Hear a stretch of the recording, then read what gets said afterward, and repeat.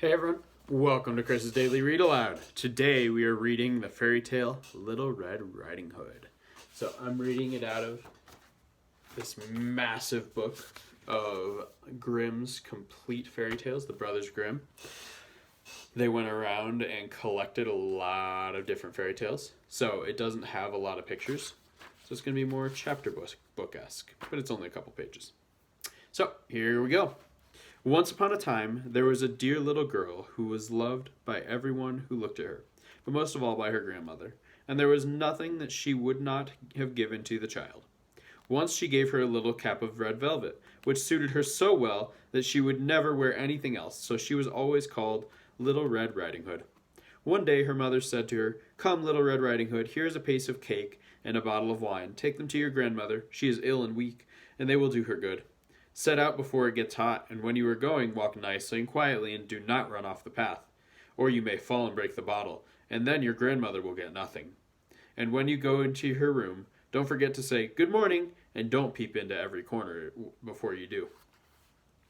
"I will take great care," said Little Red Riding Hood to her mother, and gave her hand on it. The grandmother lived out in the wood, half a league from the village, and just as Little Red Riding Hood entered the wood, a wolf met her. Red Riding Hood did not know what a wicked creature he was, and was not at all afraid of him. "Good day, Little Red Riding Hood," he said. "Thank you kindly, wolf." "Whither away so early, Little Red Riding Hood?" That's a very fancy and old-fashioned way to say, "Where are you going?" "To my grandmother's." "What have you got in your apron?" "Cake and wine. Yesterday was baking day, so poor sick grandmother is to have something good, to make her stronger." "Where does your grandmother live, Little Red Riding Hood?" "A good quarter of a league farther on in the wood. Her house stands under the 3 large oak trees. The nut trees are just below.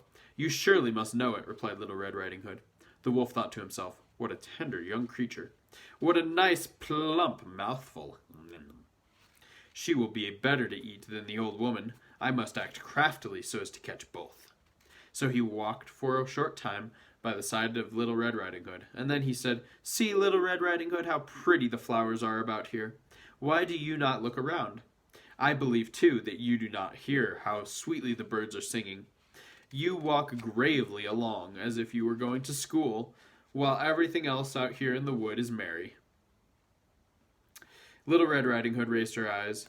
When she saw the sunbeams dancing here and there through the trees, and pretty flowers growing everywhere, she thought, "Suppose I take grandmother a fresh nosegay." I believe that's a kind of flower. That would please her too. It is so early in the day that I shall still get there in good time. And so she ran from the path into the wood to look for her flowers. And whenever she had picked one, she fancied that she saw a still prettier one farther on, and ran after it, so got deeper and deeper into the wood.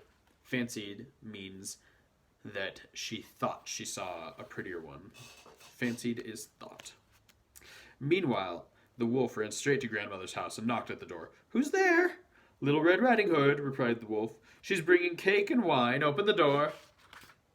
"Lift the latch," called out the grandmother. "I am too weak and I cannot get up."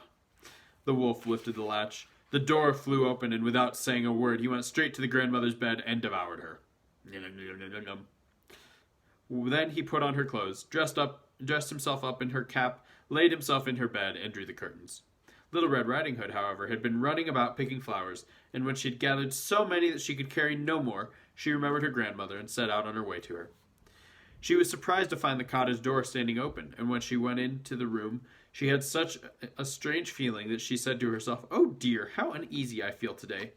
And at other times I like being with grandmother so much." She called out, "Good morning," but received no answer. So she went to the bed and drew back the curtains. There lay her grandmother with her cap pulled far over her face and looking very strange.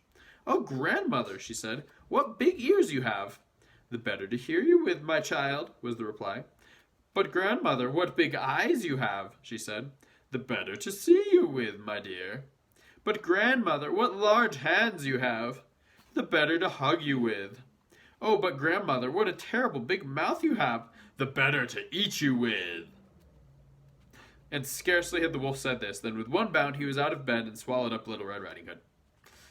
When the wolf had appeased his appetite, when he wasn't hungry anymore, he lay down again in the bed and fell asleep and began to snore very loudly. The huntsman was just passing the house and said to himself, how the old woman is snoring. I must see if she wants anything. A huntsman is a hunter, someone who goes hunting for a living. So he went into the room, and when he came to the bed, he saw that the wolf was lying in it. Do I find thee here, thou old sinner? Okay, that means, is that really you, you wolf? He said. I have long looked for you. I've looked for you for a long time. Then, just as he was going to fire at him with a bow and arrow, it occurred to him that the wolf might have devoured the grandmother, and that she might still be saved, so he did not shoot. Instead, he took a pair of scissors and began to cut the wolf open. He saw Little Red Riding Hood shining through, and then he made 2 more snips, and the little girl came out crying, "Ah, how afraid I have been!" How dark it was inside the wolf.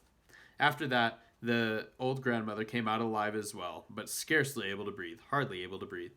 Red Riding Hood, however, quickly fetched great stones with which they filled the wolf's body, and when he woke and tried to run away, the stones were so heavy that he fell down at once. Then all 3 were delighted. The huntsman drew off the wolf's skin. The huntsman took the wolf's skin and went home with it.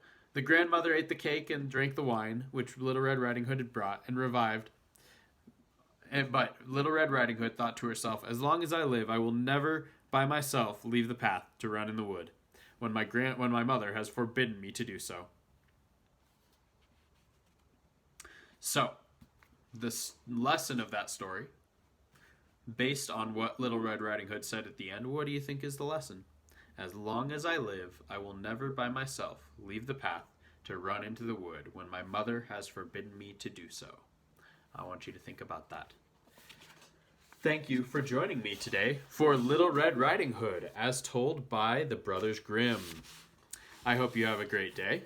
Stay safe, wash your hands, have a good one, and follow directions. Don't wander off into those woods. Bye, everybody. Have a good one.